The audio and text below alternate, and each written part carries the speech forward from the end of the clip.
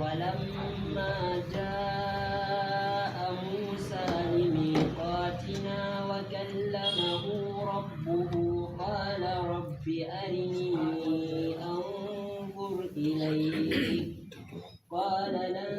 تراني ولكن انظر إلى الجبل فإن استقر مكانه فسوف تراني فلما تجلى ربه للجبل جعله دكا وخر موسى صعقا فلما أفاق قال سبحانك تبت إليك وأنا أول المؤمنين. أعوذ بالله من الشيطان الرجيم. بسم الله الرحمن الرحيم. الحمد لله رب العالمين والصلاة والسلام على سيد الأنبياء والمرسلين نبينا محمد وعلى آله وصحبه أجمعين ومن اتبعهم بإحسان إلى يوم الدين.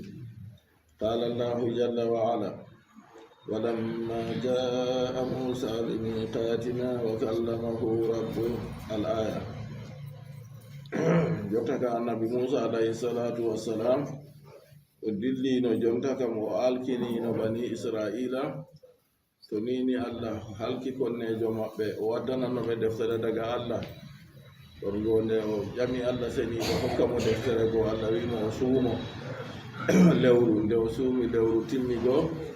ɓawo ton kadi ɓawo suumaki maako lewru man ɗon go e ndino waɗi siwaki wala o yiggi hunduko maako ɗon man kadi allah seniɗo wimo o lora o ɓedda fayinta ñalɗe 10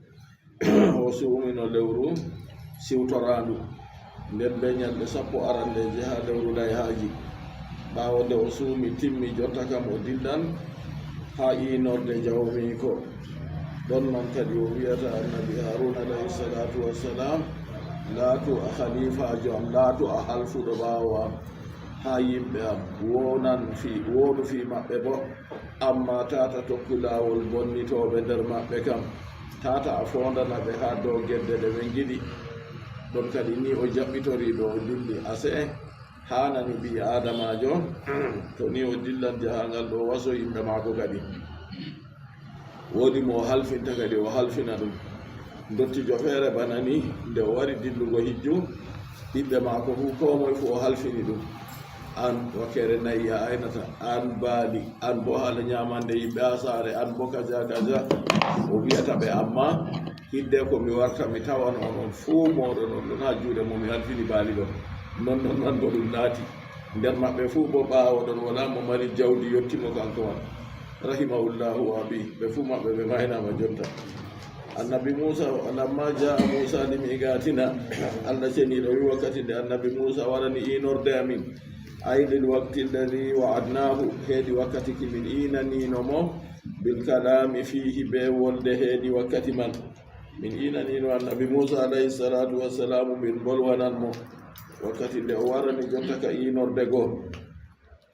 a andi allah ceniɗo fakkat ko ini ɗo timminan ɗum qala alu tafsiri modiɓɓe tafsiru mbi lamma jaa Musa limiqati rabbihi wakkati annabi Musa wari ngam inorde jawmiko ha jawmiko wolwana mo tahara sawbahu wa sam o yiwi o looti limse maako laaɓi o suumi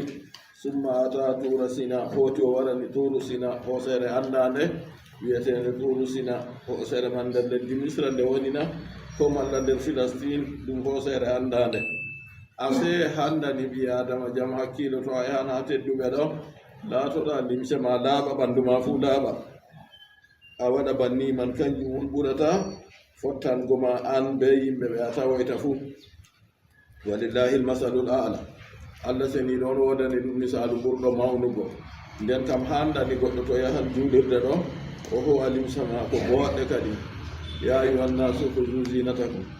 onon yimɓe hoose limse moɗon boɗɗe inda kulli masjidi na en janggi ha nder suumayɗo nan fa anzala llahu zullatan gasiyati ljabala ala arba'i farasita min kulli nahiyatin ɗon kadi ha wakkati annabi Musa alayhi salatu wassalam o wari ha turu Sina so jotta ka hoosere Sinai andande nde ni nde o wari ɗon goo Allah seni ɗo waɗi umri lurdere lurdere go jotta kam nde wari nde hippi ha dow hoosere go kala jihaji hoosere man fuu lurdere go nde taari hoosere wa tarada anhu saytana to wodi ko jangana yeso de wa tarada anhu saytana ɗume tokki yaɗo suɓɓi hunde fere mi ɗorna darɗe ma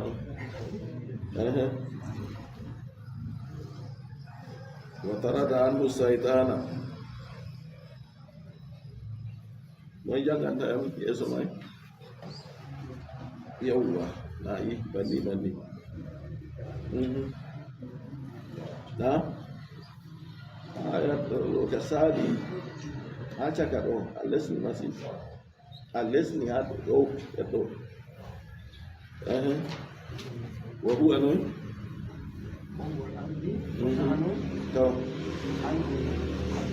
to kanjuma noon mi yiɗi kam ha findinama nayi so nanon ɗo huwa ummul ardi ɗo huwa ummu rasika en fu ɗon noon to hakkila babal may boɗɗum wa tarada anhu saytana wa hawamul ardi jottaka ruldere go Allah waɗi nde wari kom Allah malaika en riiwi sayɗanu ha nokkure man riiwi kala dabbaji gonandi ha lesdi dabbaji kalluɗi hawamul ardi dasoji her lesdi wa naha anhu mukallafin wa naha malaika en ɗo goɗɗitini ko Allah seniɗo woɗɗitini anhu accini hoosere go almukallafina defnitaɓe dewal wa kasada lahu sama Allah huncanimo asama kanko annabi Musa nde o wari pellere man ɗo wala hunde fuu woni ɗon o yino jaygol Allah seniɗo o yino annora her ɗo nde o wari go ɗum Allah seniɗo wari waɗanimo banni sottini kala kuje fuu accimo oɗo ferwi ɗon nden fara almalaikata qiyaman fil hawa o yi malaika en daɓe ɓe ɗon dari ha hawa ha kammo hakkunde asama be lesdi ɗo malaika en ɗon dari ɗon wara al arsa barija annabi Musa alayhi salatu wassalam o yi al arsi barijan banguki wa adnahu rabbuhu hatta sami'a sarifa al aklami alal alwahi jawmirawo maako ɓaddinimo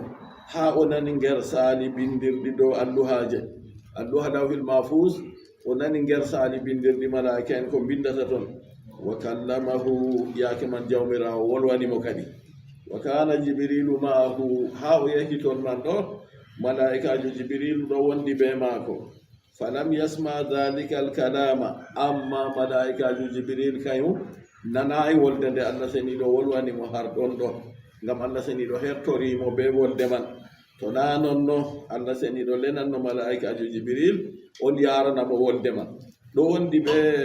jibril ɗo wondi be maako amma kañum nanayi wolde man fastahala Musa kalama rabbihi fastaga ila ruyati ɗon kadi annabi Musa weltini bolle jawmirawo maako o nani belɗum bolle ɗe o yeeli kadi konto o yiino jawmirawo o mo wolwanimo boliɗe belɗe bana ni ɗon kadi Musa yenwi kadi ha yiigo to ɗon kadi wa kallamahu rabbu jawmi ko wolwanimo bila wasiɗa wala wasiɗa lenayi malaika joni yeccimo kalaman boliɗe samiyahu Musa naniriɗe min kulli jihatin ha kala wangere fuu gala yaake man kadi nde Musa yenwi jonta kam o yiɗi o yi'a bolwiɗo on gala se annabi Musa wiyata rabbi arini anzur ilayk o wi rabbi jawmam arini yinam nafsaka nafsuma anzur ilayka mirare laarugo feere yiigo feere na irin ɓikkonji men jonta to a leniɓe ha nokkure fuu ya laranamo wayne to o yahi o lori o wiyama mi laaraymo a yiyaymo namalla a laaraymo laarugo feere yiigo feere a yi annabi Musa ko wi rabbi arini jawmam yinam nafsaka nafsuma anzuru ilayka mirare a seedanɗe mere ka waɗata a yiya hunde se to a yinama hunde man ɗum annabi Musa alayhi salatu wassalam jami jawmirawo yinamo jaati muɗum nden o heɓa o laara ɗum kadi qala ɗon go se jawmirawo wiyatamo lantarani a yi'oytayam o wi lantarani ay la tagdiru a wawata ala ru'yati dow yikiyam jonta tagdi ma ba wa'i giɗɗe ma ba no ɗe mba'i a wawata yiigoyam jonta ɗo watta abiru bihi wiruki ɓeede nde Allah seniɗo wiri lantarani duna ga en lan ura Allah wi ay mi yi'oytake Allah wi lan tarani ayi oytayam o wi'ay lan urami yi oytake yufidu ɗon hemi ɗon fayda kadi imkanu ru'yatihi ta'ala hemminki yigo Allah bangiɗo amma to Allah wi non lan ura mi yi oytake nder ka wala gi'annoɗo Allah amma nde o wiɗi lan tarani o wi ɗon famnan goɗɗo kadi Allah yiyete ay wa kallamahu rabbuhu a jalal hijaba anhu jawmirawo maako hunci wirgo wonnogo hakkunde maako be jawmirawo o yiyatago se o yi ɗum hatta sami'a kalamahu bi jami'i asja'ihi min jami'i jihatihi ha o nani boliɗe Allah seniɗo be mobgal geɓe maaje be mobgal bangeje maako fu her wakkere ko taarimo fu o nani wonde ɗo her wakkere toye Allah heedi mo o wawa heftugo ɗo ga ha toye la anna allaha ansha'a lahu lkalama na Allah fuɗɗanimo wolde nde hesere dey li anna allah subhanahu wa ta'ala da'iman mutakallimun yastahilu alayhi sujud wal afa ngam Allah mo sene ɓangare wodani kanko foroy o bolwowo o jeeɗata ayiɓe bola ha bolle maako wa lam yasil lana mana ma fahimahu musa min tilka almukalama amma ɗume Allah wolwani annabi musa wakkati man ɗo kanju ka yottayi hamen en anda ɗumeju ɗum kadi annabi musa alayhi salatu wassalam de wi jawmirawo yinammirare to ɗon man ɗo fa as'alallah an yujira anu hijabal basar annabi musa tori Allah seniɗo nattina accina mo wirgo ko wirni gite maako o yiyata Allah ɗo kama azala allahu anhu hijaba samti banno Allah seniɗo nattiniri itti accinimo wirgo nanɗe ha latake o nani bolle Allah ɗo nonnoon o yiɗi kadi Allah seniɗo itta wirgo ha gite maako bo o yiya ɗum isla farqa bayna alhasiyatayn ngam wala yo seedigo hakkude hassatayni nanoji ɗiɗi ɗin gite be noppi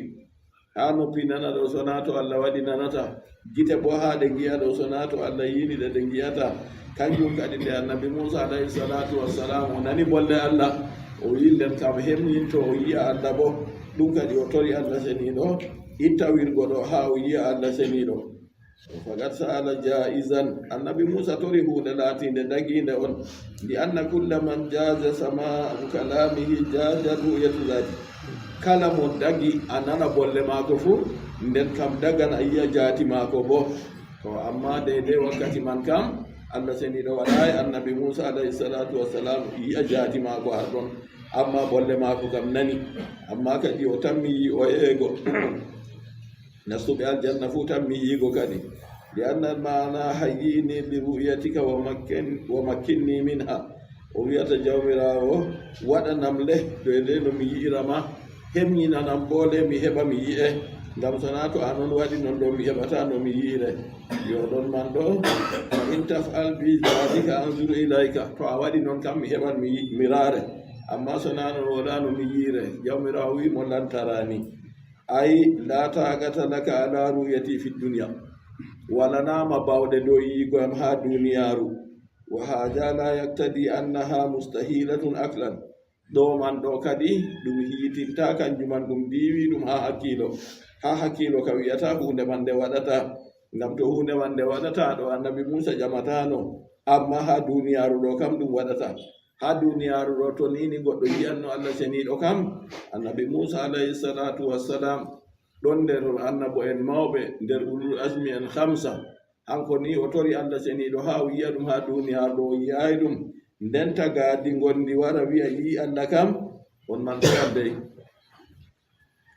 wara o wiya o yi Allah nden o waɗa bonondaaji ɓe wi waɗa coɓe nder juulirde campe ɓe coofe fuu o wiya woy loope aljanna ginnaɗo loope ɗo aljanna na to loope aljanna bo acca iri jeya waɗi ɗo la hawla wala quwata illa wala ko o yi sam kanko ka annda ɗume waɗi o yoyɗiti malla bo sayɗanu on tan oɗo rewa sayɗanu waɗi faɗɗimo ha ɗon tan kanko o rufi ko o rufata mako oye loope aljanna toy loope aljanna waɗata yimɓe aljanna laatata coɓɓe bananiɗo to ɗon man kadi Allah seniɗo jalla wa ala kanko ono wi annabi musa alayhi salatu wassalamu lantarani to nde laatake o wi banniɗo tabiti kadi fakat jonta kam Allah yiwoytake ha duniyaru ɗo to o wi hawtade ɓe noon fuu ɗum hinnata wiya ɗum diwi ɗum ha hakkilo kam wa illa lama akalat ala jaizin wa huwa istiqrarul jabali lama ulligat ala jaizin tani Allah yiyatake no ha duniyaru samɗo o wino Allah jongititta ɗum dow hunde daginde man ɗume kanjum woni tabitaki hoosere Allah seniɗo wi annabi Musa raaru hoosere nde to nde tabiti nden ka a yiyatam na Allah wodi bawɗe waɗugo hoosere may nde tabita amma o waɗayi noon ha o holla annabi Musa alayhi salatu wassalam hoosere be satugo mum be sembiɗingo muɗum be mawnugo muɗum kayre fuu nde wawayi muyugo nde nini Allah seniɗo wangini annora mum dow maare sakko annabi Musa be famɗugo mum be soyde satugo be soyde sembiɗingo mum kayum noy tabitirta walakin sega unjur ilal jabali raaru heedi hoosere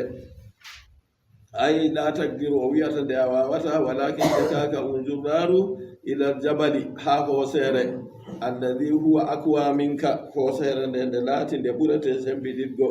hada min tanazzulatil haqqi li Musa ɗo ɗum jippaki jawmirawo seniɗo jippani annabi Musa ha o fondana mo ha ɗaɓɓirre maako banto goɗɗo aɗo hujjotira be muɗum o waddanima hujja tampuka se a eggaka sam a waddanamo hujja gorka feere bana nde Allah seniɗo wolwani en ha deyde annabi Ibrahim alayhi salatu wassalam ko woldino be Namruj ɓen o wiyata jawmirawo am yuhi wa yumitu jawmirawo am kam ɗon yeeɗina ɗo mayna to nden oɗo go wiyata mo ana huyi wa umitu o wi min fo miɗo yeeɗina miɗo mayna se o waɗi noy o ƴewni kursina en ɗiɗo kiitanoɓe kiita mbareki o wi ɓe mbari goto o wi o yofti ɗum dilla oɗo ka o mayni ɗum o bo yeeɗini ɗum annabi Ibrahima alayhi salatu wassalam wi ay mo nanon se eggi a hujja man hettiri a hujja gon ka feere tan annabi Ibrahima wimo fa inna allaha yati bishamsi na fa inna allaha yati bishamsi min almasriqi fati biha min almaghrib fa buhita alladhi kafar annabi Ibrahima wiyatamo jawmirawo am ɗo waddira nange wakere fuu nange nge fuɗirta an bo waddirgele nge fuɗayri hin nange kadi se kefera o wembi tan ga duɗɗi dabare ko nga wiya to ɗon man ɗo Allah seniɗo jippani annabi Musa ha ɗo hujja ha o yeccamo dede ko o famata ɗon Allah seniɗo jabake mo wiyata mo wa tasliyatul lahu ala ma fatahu min arruya e muñitirki annabi Musa bo ha ko fatori ko yiigo Allah o yiɗi o yiya Allah o heɓa o yiya Allah ɗo na ɗo suklimona taw ɗon Allah seniɗo wolwi ɗo ha de suklitamo wa hadha aljabalu kana azamul jibali hoosere nde ɓe wi nde laatake kayre ɓuri mawnugo nder koseje fuu alladi huwa aqwa minka hoosere nde nde laatake kayre ɓuri ma sembiɗitgo ay fa hajabahu ani ru'yati rahmatan bi fa hasbu ani ru'yati rahmatan bihi kadi wirnugo annabi Musa o accini yiigo Allah seniɗo ha nokkure man ɗo ɗum hinnaye ɗum enɗam on Allah seniɗo waɗanimo ko waɗi li adami tagati jabali ala dhalik ngam soyde wawugo hoosere ma dow goɗwa ɗum ɗo hoosere ma wawai tabititgo nden annabi Musa wawanna fadlan an Musa sakkuma annabi Musa to o yino Allah seniɗo ɗo na o wawata yiigo ɗum man ɗum o wiyata mo fa in istaqarra raaru hoosere fa in istaqarra sabata to ni hoosere nde nde tabiti makanahu nokkure mare fa sawfa tarani nden ka sesi ay imamayam ay tasbutu li ru'yati nden kam a tabitan heedi yiigo am wa illa fala taqata laka wa illa fala taqata laka amma to hoosere nde nde tabitayi a yi hoosere nde nde fusi andu nden kam a wawata yiigo am kadi ni Allah seniɗo jaabi annabi Musa alayhi salatu wassalam falamma tajalla rabbuhu liljabali wakkati jawmirawo maako wangani hoosere ay zahra min nurihi wangi ha annora Allah seniɗo gadru nisfi on mulatin bana fodde reeta jokkere hondu alkhadir reeta jokkere hondu alkhinsari wangi Allah seniɗo wangini annora muɗum deydey jokkere hondu simatiyel ɗo jokkere man reeta mare كما في حديث صححه الحاكم بل وريها حديث والقول حاكم صحيح ندوم ɗum ko wangani toye wangani jabali hoosere yo ɗon man ɗo ha yiyano tammi laatugo kadi nda jotta kana anda ko o wangini o wi nurun jalali arsihi annora tedduke al arsi allah on wangi wa fi riwayatin amara allahu malaikata samai sab'i allah umri malaika en asamanji joweeɗiɗi fuu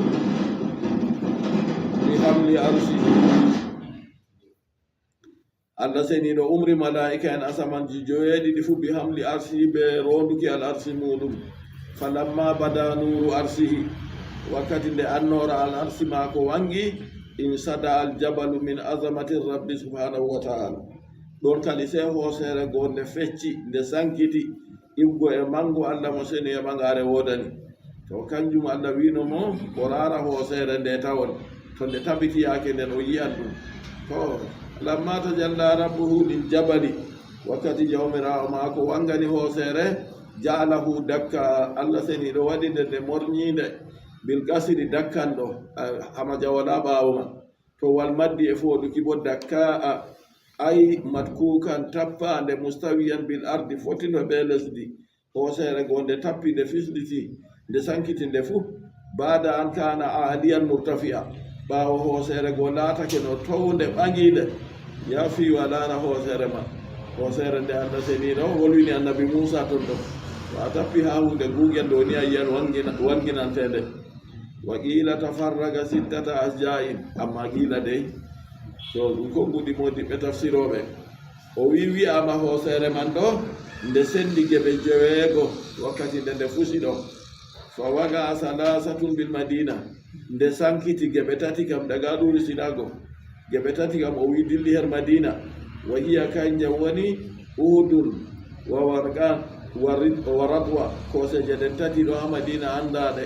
wa salasa tati bo bi makkata heedi makka sabirun wa saurun wa hira to o wiɗe bo ni banni to saurun ɗo ha hoosere nde annabijo sallllahu alayhi wa sallam yahino suuɗi ɓe aboubacry go hira bo en andi ha nokkure nde wawi tawi annabijo sallllahu alayhi wa sallam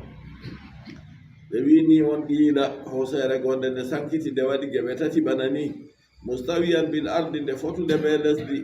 wa harra moussa sa'iga annabi moussa suuyi kayum bo doƴƴi paɗɗaɗo hakkilo itti makshiyan alayhi mawaɗo dow muɗum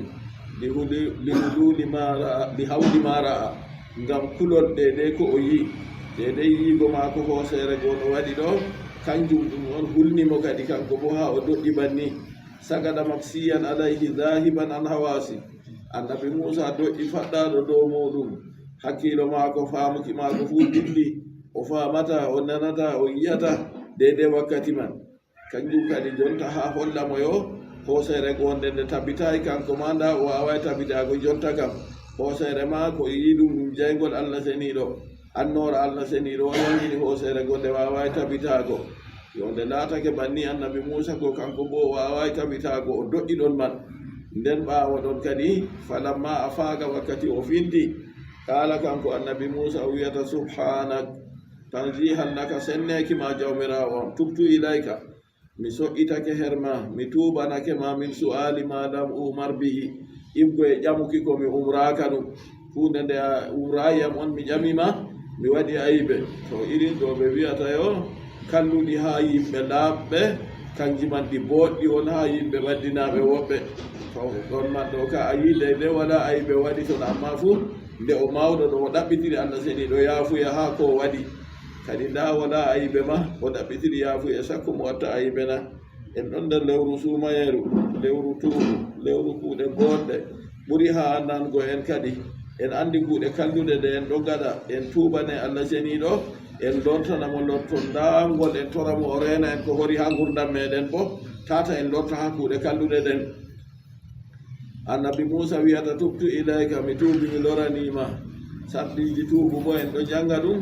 babiraɓe meɗen jangini en ha defte ɗe en puɗɗiri ɗo rahimahumullah rasurudu tawbati salasa ɓe mbiyen sarɗiji tuubu ɗo tati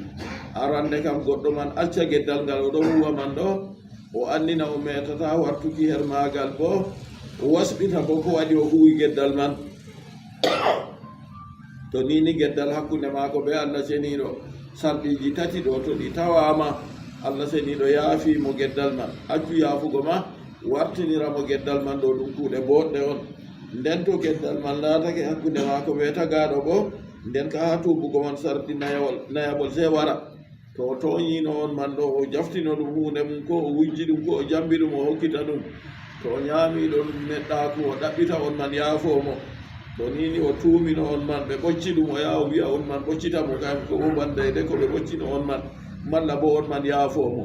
fakkat ha o tiiti goɗɗo o wi o tuubi o ƴami ɗum yaafuye fuu kayum fuu jaɓan yaafomo ngam kayum bo Allah seniɗo yaafo ɗum annabi Musa alayhi salatu wassalam nde o fintigo o wi subhanaka senneki ma jawmirawo tubtu ilayka mi suɓanake ma mi lortake her ma min su'ali her ƴamki ma lam umar bihi ko mi umraka ɗum wa ana awwalul mu'minin min woni arandejo nuɗɗiniɓe nden tafsir o wi fi zamani min woni arandejo nuɗɗiniɓe ɗo ha jamanuru am to ngam fakan na kanko on arti nuɗɗingo ha yimɓe fufu kam na yimɓe ɗon no yeeso maako na dafa bidhalika ma yuqalu o yerɓiri ɓe bolwaɗum ɗo ko wiyete inna min jumlati nnasi sayyiduna muhammadun sallallahu alayhi wa sallam ibrahimul khalil ɗon nder moggal yimɓe ɗo jagorɗo meɗen annabijo muhammad mo salatu allah jam muɗum tabitani be annabi ibrahima khalil mo jam allah tabitani fa yaktadi annahu muhtarun alayhima nden kam ha dow konngol man no ngol wardi ɗo kadi laatoto ɗum hinna kadi kanko on woni cuɓaɗo ha dow maɓɓe ɓe fuu maɓɓe laata wa ana awwalul mu'minina min woni arandejo mumini en goo laato kadi kanko on o laati o cuɓaɗo ha dow maɓɓe kamɓe fuu kanjum waɗi fa jaaba o jaabi o wi bi anna al murada binnasi ahlu zamani ko woni muño be majum be arande mumini en ɗo yimɓe ha jamanuru maako kanko annabi Musa mo salatu allah e jam muɗum tabitani ambiya aw gayruhum ko ɗum annabo en ko tana maɓɓe fuu kanko annabi Musa alayhi salatu wassalam kanko woni ɓurduɗo nder maɓɓe walidhalika kanat ambiya'u min bani israila yata'abbaduna bitawra ngam majum waɗi annabo en ha ɓiɓɓe israila ha yahuda en ɓeɗo ndewra Allah be deftere tawreta go bona yi annabi Musa go dow maako nde jippina yo nden kam o laatake kadi kanko woni awwalul mu'minina arande nuɗɗiniɓe her jaman maako qala ya Musa inni istafaytuka قال يا موسى إني اصطفيتك على الناس برسالاتي وبكلامي فخذ ما آتيتك وكن من الشاكرين وكتبنا له في الألواح من كل شيء موعظة وتفصيلا لكل شيء فخذها بقوة وأمر قومك يأخذوا بأحسنها سأريكم دار الفاسقين سأصرف عن آياتي الذين يتكبرون في الأرض بغير الحق وإن يروا كل آية لا يؤمنوا بها وإن يروا سبيل الرشد لا يتخذوه سبيلا وإن يروا سبيل الغي يتخذوه سبيلا ذلك بأنهم كذبوا بآياتنا وكانوا عنها غافلين. قال الله جل وعلا التجالي مولوي قال تعالى له سي الله بانغيدوي النبي موسى يا موسى إني اصطفيتك على الناس يا موسى إني اصطفيتك من مسوب ما اخترتك من مسوب ما على الناس دو يمبه ay ali jamanika yimɓe jamanuruma mi subrima bi risalati be nele am bil jam'i wal ifradi bi risalati ko laatake o waddi bi risalati be jam'u ɗo ngam taskitaaki kiitaji ɗi annabi Musa alayhi salatu wassalamu wardi be muɗum kiitaji man naɗi feere feereji kanjum man yaake man laati jam'u kadi to laatake ifradu bo ɗo bo ko woni mana almasdariyu anna irsali wa huma qira'atan ɗo bo ay irsali nelal ngal Allah seniɗo neldiyam to ɗo bo laatake dow mufradu to laatake kiitaji feere feere e Allah seniɗo neldimo ɗo bo laatake dow jam'u kadi kanji o wi bil jam'i wal ifradi mi subrima be nele am wa bi kalami mi subrima be wolde am ay taklimi iyaka wolwankiyamma mi wolwanima fa husma ataytuka an Musa howu ko mi hokkima min alfadli ibgo e ɓural wa kun min alsakirin laatu nder gettanɓe ndi an umi moƴƴe am to ni Allah seniɗo wimo jotta kam komi nelima ɗo suklora be majum kanjum accu hunde wonde feere nde min neldayama be majum to ɗon man ɗo fakad en andi o annabi Musa alayhi salatu wassalam wonan do non man nde nini Allah seniɗo ɓurnimo dow yimɓe ɗuɗɓe do annabo en ɗuɗɓe annabo en bani Israila ko wari ɓawo fuu ɓurna maɓɓe fuu ɗo tokki kadi jonta ka dow deftere maako man on Allah seniɗo neldataɓe ɓe wangitinira yimɓe deftere man to almana nde laatake bannigo annabi Musa alayhi salatu wassalam ko Allah wimo ho wolde am bimana taklimi wolwinki komi wolwanima ɗo howu kanjum on ay taklimi iyaka mubasaratan bila wasida wolwankiyam mi wolwanima hakkunde am be ma wala malaikajo mi waɗi yettininima wolde ɗo a anda kanjum ɗo ɗum daraja heɓi har maka hoy kanjum wa yasifu an yurada bil kalami tawra ɓe mbi sahoto bo laata be wolde man ɗo bi kalami fakus bi kalami ho wolde am ɗo sahoto bo ɗum laata deftere tawreta on kama yuqalu lil qur'ani kalamullah banno wiyete qur'anure ɗum wolde Allah yuqalu non wiyete lil tawrati aidan kalamullah wiyete deftere tawreta bo fahin ɗum wolde Allah li annahu afdalu kitabin unzila min as-samai ba'da al-qur'an ngam ko luuti qur'anu kam tawreta on laati ɓurdude ko jippi daga to asama o deftere man ko woni ha muɗum be ko woni ha qur'anu ɗo feere feere ko ngam kalimaji goɗɗi feere gonɗi nder tawreta Allah seniɗo ɗo wadda ɗum ha qur'an kalimaji goɗɗi feere gonɗi ha linjila Allah ɗo wadda ɗum ha qur'an ngam defte man jippude daga to maako nden kam lismake dow ɓi adamajo banno wari ha darange imanaku wal imanu bil kutubi e nuɗɗinki defte goɗɗo gonɗina defte Allah seniɗo fufu banno o jippiniri ɗe yo to o waɗi ko ɓe bonni bo ɗo kam kanko wala hel bononda kam laatoɗa an annabi Musa mina shakirina eggo e gettoɓe ndi an umi moƴƴe am Allah seniɗo wi wa katabna lahu fil alwahi min bindanimo heedi alluhaje ay alwahu tawrati alluhaje tawreta wa kanat min sitril janna alluhaje tawreta ɗo laatake ɗum leɗɗe jaaɓe aljanna aw jabarjadin mallaka e biyeteɗe jabarjad aw jumurrudin ko biyeteɗum jumurrud ɗum laatake nder ka e tedduɗe ɗe yimɓe kutinirta ɗum ɓeɗo andi ɗe sab'a alluhaje man joweeɗiɗi na aw asara ko mbo alluhaje man ɗe sappo wa kana tulu lawhi minha isnay asara jira'an yawmuha siya wi njuutirka alluhawal gotal fuu bakin piyaɗɗe sappo e ɗiɗi wa qila asara ala tuudi Musa konngol feere wi kala alluhawal gotal fuu juutirka muɗum jira'eje sappo ba juutirka annabi Musa wal katibu laha huwa Allahu bila wasida binduɗo alluhaje tawreta man ɗo Allah windanimo ɗe o wi wala wasida Allah waɗayi malaikajo winda ngam dalila konngol o Allah wi wa katabna lahu fil alwahi min bindanimo ha alluhaje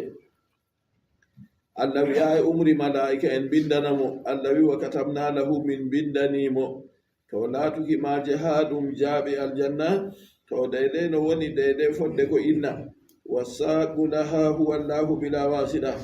e to laatake ha jaaɓe aljanna kam moyse yakanimo alluhaje man ɓe mbiɗon fuu Allah seniɗo on seekiɗe wala wasida sam Allah seniɗo na hunde fuu hoyde ha maako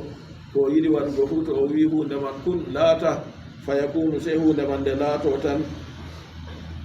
alluhaje man nde jeeɗiɗi nakoɗe sappo waƙila wiyama tisa de joweenayi bo waƙila wiyama isnani ɗe ɗiɗi bo wa yakuna almuradu bil jam'i ma fawqa alwahida ko woni tawan kadi yaake nden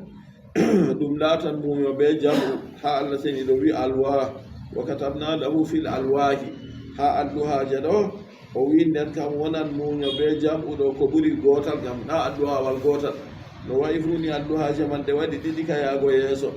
to bande nde konngol sappo on ɓuri ɗuɗugo kadi ɓuraki noon qala rabi ibnu anas nazalati tawratu wa hiya wikru sab'ina ba'ira o wi adduhaje tawreta ɗo ɗe jippi bakin dimle geeɗoɗi 50 on adduhaje tawreta yukra'ul jus'u minha fi sana yebre woore nder adduhaje man fu jangirte bakin hitande walam yahfazha illa 4 wala mo dursi deftere tawreta nde yimɓe annabi musa ko ina nayo tan musa wa yusa ibnu nunin wa uzairun wa isa alayhimussalam se annabi musa mo jam Allah tabitani mo tawreta ko jippi dow muɗum be yusa ibnu nun kayum bo ɗum suka maako to be uzairu kayum bo be annabi isa alayhimussalam se ɓeɗo on tan dursi deftere tawreta defte artunoɗe ɗo dursugoɗe saɗi wawatako na bana qur'anu ha qur'anu kam Allah wi walaqad yassarna alqur'ana lildhikri fa hal min muddakir haqiqa min hoyni qur'anu kam ha zikru ɗo dursugona ko malla wajitorago Allah wi wodi gajitoranɗo be majum kadi na ayi qur'anu kam jontani yimɓe ko dursata ɗuɗɓe jonta ha en jooɗi ɗo dursuɓe a fotayi a lima ɗum amma defte salinoɗe ɗe dursatago annabi musa alayhi salatu wassalam nde o annabojo o laati o durside yusa ibnu nun ɗum suka maako kayum bo ɓaawo maako datake annabojo durside uzairu nonnoon kayum bo durside annabi isa durside ni ko modiɓɓe mbi jaman uzairu nde o yino o hayɗinino nde o yaaɗi ha wuro wirgugo en jangino ɗum nder surawol bagara to wuro yibbigo sankitingo fuu hayɗinimo o wi kadi noy Allah tammi ɓamtirgo wuro ngo mahitago ɓaawo ni wuro ngo ngo yibbi banniɗo o andi bawɗe Allah waɗan non na waɗata Allah seniɗo longginimo ɗo ngam ha yinamo har ɗon kadi oɗon no mari wamde maako be joɓaari maako ɓosam inaboje maako har ɗon se Allah maynimo tan o waali dede duuɓi temerre ha duuɓi temerre o waali go nde Allah seniɗo o yeɗitinimo umminimo nimse maako sanjayi ɓanndu maako sanjayi njaram maako go ɓosam ibbe maako o mari no sanjayi ɗam wonnayi sam laaru hunde to ñandi no hiiri mana piyagol sanjanna duuɓi temerre dey nden wamde maako go nde sankiti nde fuu maare se ƴiye maare ɗo daɗwa tan Allah seniɗo wiyata mo raaru kadi deydey ha wamde ɗo no mi waɗata nde oɗo yiya ƴiyal ngal dasa wara tawa ngal ƴiƴal ngal dasa wara tawa ngal ɗaɗi waɗa feɗa her muɗum ƴiye goo jokkidiri ɗe fuu maaje Allah seniɗo waɗi kusel ha muɗum fuɗi Allah seniɗo wari holtini ɗum laral dow man gaasa waɗi dow man Allah seniɗo ummiri wamde go nde hiiki oɗo yiya kanko jonta har ɗon goo o dillan kadi jotta ka o hootan ha yimɓe maako en jangino gissa man ha suurawol bagara to ɗo rammidi joni miɗo siftinira ha haada man haala duusugo maako deftere tawreta ɗo wakkati nde o ummi o hooti ha wuro maɓɓe o yahi ɗon goo ɓiɓɓe maako ma naywi kanko o sanjayi sam bana o wayno o sukajo nde o wari ha saare maako o hefti saare maako o ƴami o wiyata ɗo saare maako on ɗo kanko wiyete uzairu ɓe janimo tan e wimo uzairu goɗɗo halkuɗo daga na hande a wiya nun uzairu nda ɓiɓɓe maako ma nayi wiɗi ana sukajo bana ni o wi min woni uzairu ɓe wi korɗo maɓɓe ɗon no korɗo maɓɓe go se wari wita o to an woni uzairu kam min o mi wumi mi andi uzairu jaaba do'ajo do'anam to a tori mi gite am peeri ni to mi yima mi andi tan o waɗanimo do'a se gite ɓulɗe bogo yayni tan o laari woodi alama ha maako o anditi o wiye fakara uzairu jonta kam deftere tawreta majjiri yimɓe to uzairu bo mi andi a wawan lornugo nde lornude kanko nde oɗo dursigo se o jangi nde o lorni ɓe binditide kanjum o wima wala mo dursi deftere tawreta ko ina nayo annabi musa annabi moy yusa ibnu nun be uzairu be isa alayhim assalatu wassalam deftere go ni Allah seniɗo wi min bindani mo ha deftere ha nder deftere go min bindanimo ay alwahu tawrati defte tawreta adduhaje tawreta wa kanan min sidril janna aw jabarjadin aw jumurudin sab'a aw asara ni tafsirowo men ka haaɗi wiigo ɗe joweeɗiɗi ko malla bo ɗe sappo nden jawmu ha siya ɓeddi ko ɗe jowenayi malla bo ko ɗe ɗiɗi anduhaje man min bindanimo min kulli shay'in ɗimgo e kala hunde fuu Allah seni ɗon wima min kulli shay'in ha kala hunde fuu hunde nde yuhtaju ilayhi fi dini kala hunde nde bukete her muɗum har dina Allah seni ɗo windani annabi Musa alayhi salatu wassalam ha defte tawreta maw'izatan wa tafsilan min waɗi ɗon maw'izatan waaju wa tafsilan tasbitan e tabbitinki tabyinan e wangitinki laɓɓitina li kulli shay'in kala hunde fuu kulli shay'in Allah seni ɗo wima ha ɗon bo ɗum lorti bana nane go ɗum laatake maw'izatan wa tafsilan to tafsilan man ɗo ɗum laatake ɗum sanji ha nokkure maw'izatan waajugo nden min kulli shay'in kadi bo o lorni kulli shay'in nde ɗiɗi kayum ɗo hollima deftere man ɗo be de ɓurnugo deftere go na Allah seni ɗo wino tafdilan to nde ɓurnande li kulli shay'in heedi kala hunde fuu fa kusa o hunde o wi badal min aljari wal majruri li kulli shay'in ɗo o artirino daga ko arti min kulli shay'in jaru wal majruru ngo ɗo wiyata ɗo min kulli shay'in nden fayinta o wi li kulli shay'in gonɗo fu na yi jaru be majruru ɗon ton bana min kulli shay'in jaru be majruru ɗon no ton to kanjum li kulli shay'in ragarewol ɗo kangol wattiti min kulli shay'in ka arandewol ɗo fa khuzha fo u deftere man qablahu gunnamu gaddaran daga yeeso man min mbi ɗum koddira ɗum kadi fa khuzha bi quwwatin fo u deftere ɗo be sembe bi jiddin be tiiɗal wa ijtihadin e tiiɗal hoyrude ɓe sembe ta hoyrude ɓe ɗayuki nda bitarahin na ɓe neptuki wa kasalin e joosu ta hoyrude ɓe mbatiɗan ta bo neɓo ha hoygo nde hoyde jonta fa inna al ilma la yati illa lil mujiddil mustaqi andu andal ɗum waranta goɗɗo se goɗɗo tiiɗɗo genuɗo andal oɗo mari haaje andal oɗo tiiɗanigal o on heɓata andal amma goɗɗo ɗo jooɗi yela non min bo mi heɓa andal bana waynele a jangata a jangi a wiitata ha to andal man warata kadi Allah seniɗo umri hadda kalimawol ɗo on o faami dey o wi ha kalimawol Allah seniɗo wi bi ɓuwatin ɗo hoyru deftere nde be sembe bi jiddin wastihadin la bitarahin wa kasalin ta hoyra deftere nde be neptinki e joosu ngam andal ɗum heminta andal ɗum waranta ko hena tiɗɗo marɗo haaje andal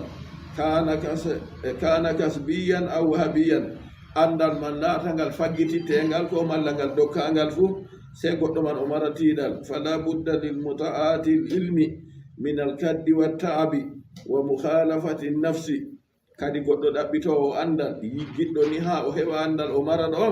wala se ko se o mara torra ha ɗaɓɓitirki andal se o tiiɗa ha maruɓe ɗaɓɓitirki andal se o luuta nafsu maako ha ɗaɓɓitirki andal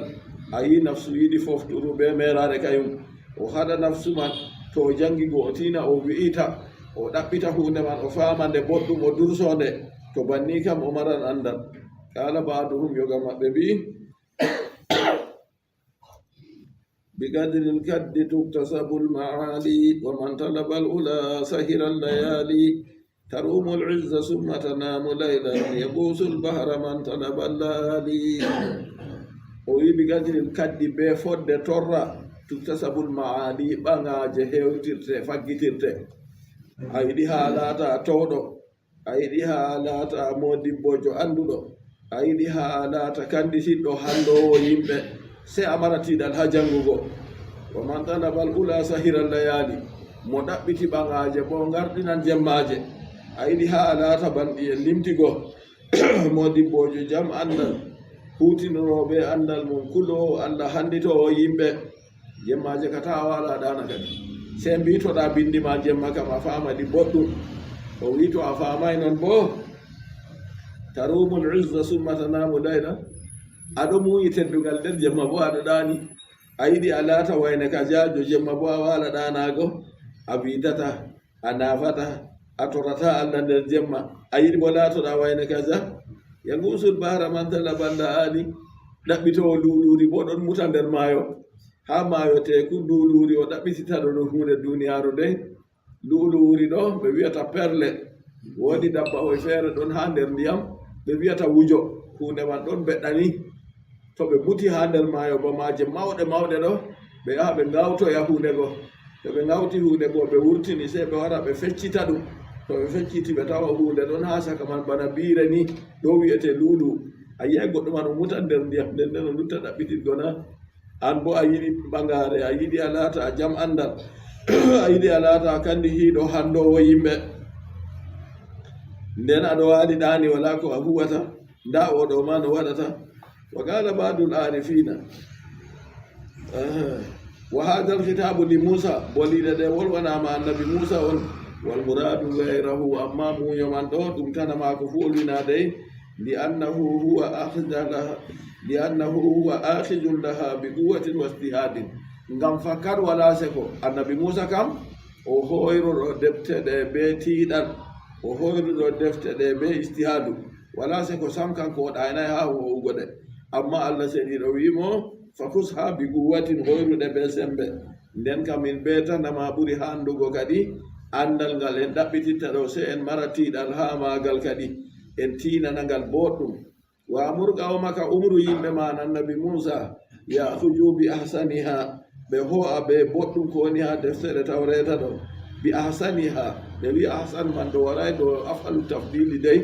nayo ɓe hoosa ko ɓuri ɗuɗum ko ɓuri woɗugo konngol feere bo wi wari ɗo non man ni bil ahwaɗi min ha ɓe ho'a ko ɓuri filitago ko ɓurata huɓugo ha deftere tawreta li anna fiha azaimun wa rukhasa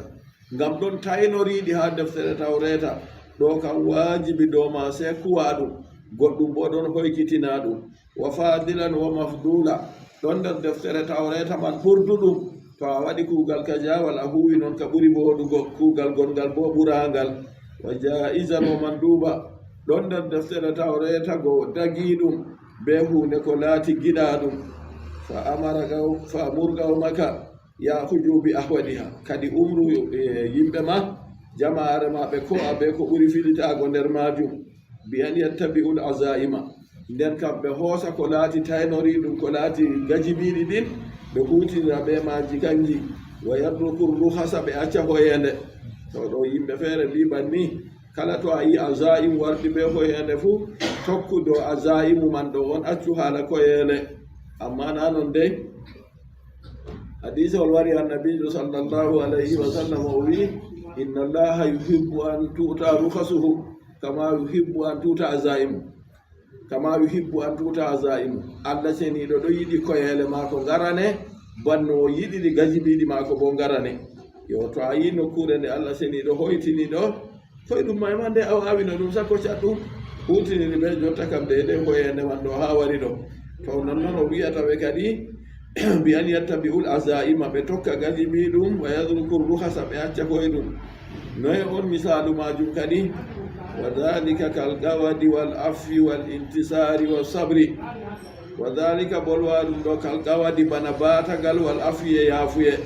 jonta ka la qaddar allah goɗɗo barani goɗɗo ɓandum o yaafo kadi o accatata o watitata o bara o yaman wal intisari wa sabri nonnoon bo jotta kam goɗɗo tooñima loroago toytamo bako o tooñiɗima nana ayiɓe to a muña kadi jaafamo fal ahju bil afwi ahsanu min al qawadi ngam hoygo yaafuye ɗo ɓuran batagal wa sabri ahsanu min al intisari muñugo bo ɓuran de wallitago hoore muɗum aw yugalu ko bo wi'e yo inna isma tafdili laysa ala babihi ay bi husniha bako en mbino arande go konngol feere wi wa murga o maka yahuju bi ahsaniha ahsani man ɗo o wi waray dow afdalu tafdili waray dow ɓurnuki nden kam bi husniha on kam ɓe hoosa boɗɗum ko woni ha deftere tawreta ɗo wal idafatu bayaniya dafal man bo ɗum banguɗum ha wangina on bi ahsaniha ɗo ngol waddi bi ahsaniha lafal man ɗo waddi ɗo ngam ha wangina wal ma'ana ya'maluna bi jami'i ma fiha ko woni mana man ɓe huura ɓe mobgal ko woni ha deftere tawreta umru jama'are ma waɗa banni nden allah seniɗo wi ɓaawo man kadi sa urikum daral fasigin sa urikum sese mi yinumama on daral fasigina saare fasigi en saare yedduɓe allah losiɓe acciɗo tanago allah ɓe man kamɓe man fir'auna wa atba'ihi mi tammi yinugo on saare fir'auna ɓe tokkiɓe mum wa hiya misra kayra woni saare misra litatabiru bihim ngam on taskitoro ɓe maɓɓe na yi jotta kam daga yaake en jangino ha pellel Allah halki fir'auna be yimɓe muɗum go o accino haala fir'auna kam o dilli haala bani israila on ɗo qissa en ha wari ha ɗo jonta kadi nden Allah wi sawrikum daral fasikin ko e ko woni goɗɗum ha deftere tawreta hutinire kadi mi tammi yinugo on saare fasiki en saare wurtiɓe losi acci ɗowtanago Allah wigo mako misra o wi hadal akrabu ɗo ɓuri ɓadago ngam dalila ha misra go ɓe gonino wa qila al muradu bi daril fasikina diyaru adin wa samudin wa qawmi lutin wa qawmi nuh konngol feere wi ci'e ɗe Allah seniɗo wi tammi yinugo annabi Musa ɓe yimɓe muɗum ɗo ci'e man ɗo ɗum ci'e aadinko'en samudanko'en yimɓe luuɗu yimɓe annabi salihu na en jangino kanje man fuu tokkina to Allah tammi mo yinugo ɗe kadi ɓaawo to nini nde Allah seniɗo halkiɓeya ummatoje calinoɗe go Allah seniɗo tammi yinugo mo ci'e muɗum sa asrifu an ayati alladina yatakabbaruna fil ardi Allah wi sa asrifu sese mi firlitinma an ayati mi accina ayaji am dalaili gudrati dalilaji bawɗe am minal masnuati goye kuje kuwaɗe o gayri ayatana muɗum dalila bawɗe Allah seniɗo ha kuje kuwaɗe ɗen ɗe Allah seniɗo huwiɗe Allah waɗani en kanjum ɗo ɗum taskitirte ha ɗum andire mangu Allah seniɗo ɗum andire bawɗe Allah seniɗo gi'a nder ɓurɗum mawnugo on asama be lesdi ɗo lesdi ndi to a ƴamama ɗum ɗume a wiya lesdi tan mi tamma a foti waɗugo mana goɗɗum feere ko luti lesdi kam a wiya simana lasona ɗum ɗumena siman be lasoma e fu ota nder lesdi man toon na none ka e ko woni ha lesdi man na ɗum laatake ha mawɗum Allah seniɗo wi mi tammi yirugo on dalaila gudrati sa asirfu mi firlitan an ayati mi yakkin ayaji an dalaila gudrati dalilaji bawɗe am minal masnuati kuje kuwaɗe wa gayri ha e tanamaje o firlita o accina ɓe yiyata ɗum alladina yatakabbaruna fil ardi ɓen mawnitan ɓe her lesdi bi gayril haqqi ko luuti gonga bi an akhjulahum mi dujja ɓe fala yatakabbaruna ɓe heɓata mawnitago mawnitare go ha goɗɗo mawnititto na se to o heɓi jonta kam ko o mari haaje fuu ɗo waɗana o heɓa ko o mari haaje fuu ɗon huwa yimɓe fuu kanko ɗowtanta bolle maako woni jaɓeteɗe goɗɗo fota e waabago mo jamu bo tawe nda bote ɗum ko wurde yaake man ɗoɗɗon kadi jaggare waɗata Allah seniɗo wi innal insana la yatga neɗɗo ɗo jaggoto yaake ndey arra a hustagna to nini o yi kanko o jaynitake yaake man on mawnitare warata Allah wi mi firlitan mi accina ɓe mawnitare may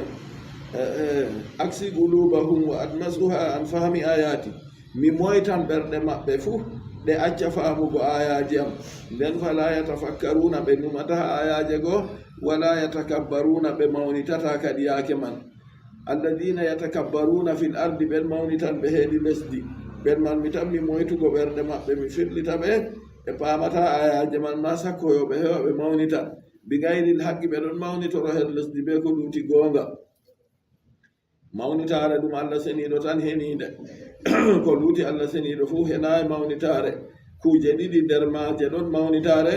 Allah seniɗo wi ɗum je maako gotel haddare maako gotel mojare maako o wolwiri banni ha deyde ko yimɓe andi ko yimɓe paamata o wi ko moye fottotiri be ama ha gotel nder majum fu mi yangitan ɗum mi faalaka bi an akhjulahum mi dujja ɓe fala yatakabbaruna ɓe mawnitata wa in yaraw kulla ayatin to ɓe gi kala aya fuu no ka yotti fuu no ka laaɓiri no ka gonɗiri fuu la yuminu biha ɓe nuɗɗintaka ɓe gonɗinta aya man ɓe jaɓataka wa in yaraw sabila tariqal rusdi to nini ɓe gi ɗatal ɓe gi laawol kanda alhuda kanda alladi jaa garka min indillahi daga to Allah ha deyde ko annabi Musa go waajinoɓe ko wardata be majum o wartida hujjaji laaɓɗi be majum hawtade be noon fuu la yattakijuhu sabila ɓe jogitata ngal ɗum laawol ɓe jogitata ngal ɗum ɗatal yaslukunahu ngal ɓe nastata ɗum in yaraw sabilal gayyi to ni ɓe yi ɗatal majjere addalali majjere bo yattakijuhu sabila ɓe jogito ngal kangal woni ɗatal dalika sarfu kiya toon ma firlitago ɓe ni ha ɓe acca jotta ka ɓe gi'ata gonga ɓe mawnitata goo bi annahum kaddabu bi ayatina be sababu kamɓe ɓe pewni ayaji amin wa kanu anha gafilin ɓe laatake ɓe goytuɓe ɓe acci ayaje go o wi tagaddama misluhu yeru majum artino to a hefti ha dede pellel may ma a hefti to a heftayi bo ndikka a dilla ha ɗaɓɓita daga jonta kadi ego yidde ko jango kam woni bo a heftan pellel may tagaddama misluhu ɗo misluhu may ɗume o wino fa agragnahum fil yammi en jangino ɗum neɓay ma sam keenay sikia kam o wi fa agragnahum min yooniɓe fil yammi nder uduru kamɓe goo min halkiɓe nder maayo bi annahum kadabu bi ayatina wa kanu anha gafilin be sababu ɓe laati kamɓe ɓe pewni ayaji amin ɓe ɗo goyti bo ɓe acci ɗe sababu majum min kalkiɓe to noon ɓe bo kamɓe bo min tammi halkugo ɓe banniman to ɓen ɓe laatake mawnitiɓe ha ayaje go allah seniɗo wi to nda laawol hayru laawol kanda ɓe jaɓatagol sam to nda laawol majjere laawol fewre ɗon bo kanjum ɓe jogititto allah seniɗo wi ɓe jogita kanjum woni ɗatal ko waɗi ɓe waɗi banni bi annahum kadabu bi ayatina ngam sababu kamɓe man ɓe pewni ayaji amin wa kanu anha gafilin ɓe laatake ɓe goytuɓe ɓe acci ayaji man tagaddama misluhu kanjum en jangino fa agragnahum go nden walladina kadabu bi ayatina wa ligai l'akhirati habidat amaluhum والذين كذبوا بآياتنا ولقاء الآخرة حبطت أعمالهم هل يجزون إلا ما كانوا يعملون قال الله جل وعلا والذين كذبوا بآياتنا ولقاء الآخرة بن فولو بآيات أمين بپوتال نيالومار درنgal potal ñalomare ragarere ñalomare nde ñalomare fuu ala ɓaawu iggoye ñalde duniya ɓeye ɗum ɓe ñalomare man ndeye ɓe pewni ɗume albasi ƴummugal wa gayrihi e tana muɗum ɓe mbino kamɓe kam to ɓe mayiɗo ɓe yummitinta ɓe mbi wa ma yuhlikuna illa dahar wala ko halkata min fuu ko ena jamanuru tan to habiɗat amaluhum allah wi kamɓe kuuɗe maɓɓe girbi batalat amaluhum kuuɗe maɓɓe bonni ma amiluhu ɗe ɓe kuwino ɗum fi duniya her duniyaru min hayri nibgo e hayru ka silati rahimin basonago sompo wa sadagatin e sadaga fala sawaba lahum bar jari walanaɓe ayya heferɓe ha duniyaru ɗo to masiboji gaɗi yimɓe ayya moƴƴaɗe ɓe ballitittaɓe daga jawdi daga ko ñaame ko holte ko yare kuje kam fuu ɓe woftan ɓe jaranaɓe go ɓe keɓan bar jari yande dargal na ɓe keɓata mbar jari yande dargal amma hande kam ɓe keɓan mbar jari maɓɓe be yamɗingoɓe be fesingo risku maɓɓe ɓe ko aɓe mballita yimɓe e ko waɗi kadi ɓe keɓata mbar jari yande dargal ɗo waɗi ga ila akhira ɓe pewni no ñalomare kazabu bi ayatina waɗi ga ila akhira ngam ɓe pewni ayaji amin be ñalomare ragarere ɓe mbino ƴummugal wala nden to ɓe ƴummitinama ɓe ngala mbar jari li adami sardihi ngam soyde sardi mbar jari man ha goɗɗo heɓa mbar jari ɗum ha kuugal maako annabijo sallllahu alayhi wa sallam wi en innamal amalu binniyati kala moggal kuuɗe pat se ɓe anniyaji anniya maɓɓe ɓe dokki ɓeɗo kam ha heɓa hiso kayum kam ɓillito jeynita duniyaru tan amma ɓe kuwawi ɗum kamɓe ɓe anniya ngam ɓe keɓa mbar jari yande janngo kadi derɗirawo julɗo nden kam kuugal ma ngal a huwata an bo ɗum sonago sompo ɗum hokkugo sadaka ka dokkata an kam sendir be maɓɓe kadi ko a waɗi ɗum fu a waɗa ɗum ngam allah on sonago sompo ɗo ɗume yillugo bandiraɓe muɗum wallitaɓe to woodi ñawɗo ñawda ɗum to woodi billaɗo to wonko jogi billita ɗum wallitaɓe ha kuuɗe maɓɓe sadaka bo non hokka sadaka dow bandirawo ɗum sili ɗiɗi nda sadaka nda sonago sompo non fahinta ha nder ɗon yimɓe woɓɓe feere billaɓe to a yi billaɓe hokku irin torotoɓe a yiyata ɗo hokku deydey no a wawi fu hokku an kam amma mbaɗa ɗum ngam allah kadi ngam ha sarɗi man wona a heɓra ɗum mbar jari yande janngo allah seniɗo wi ɓen man bayɓe banni fewnuɓe ayaji amin fewni ñalomare ragarere kamɓe kuuɗe maɓɓe fuu bonni hal yujawna bela ɓe garjetena illa ma kanu yamaluna koyena ko ɓe laati ɓe ɗo kuwa mana majum ma yujawna ɓe garjatake illa jaza koyena mbar jari ma kanu yamaluna ko ɓe laati ɓe ɗon kuwa mbar jari ko ɓe laati ɓe ɗo kuwa kam ɗume min attakzibi wal ma'asi ɓe laatino ɗo ɓe ɗon no pewna ɓe wi ummugal kam wala to ɓe mayini saali nden ɓe ɗo kuwa gedde bo wona ko wanni ɓe to nden kabar jari maɓɓe na dow majum wonata nasalullahu salamata wal afiya wa sallallahu wa sallim wa barik ala nabiyyika wa rasulika muhammad wa ala alihi wa sahbihi ajmain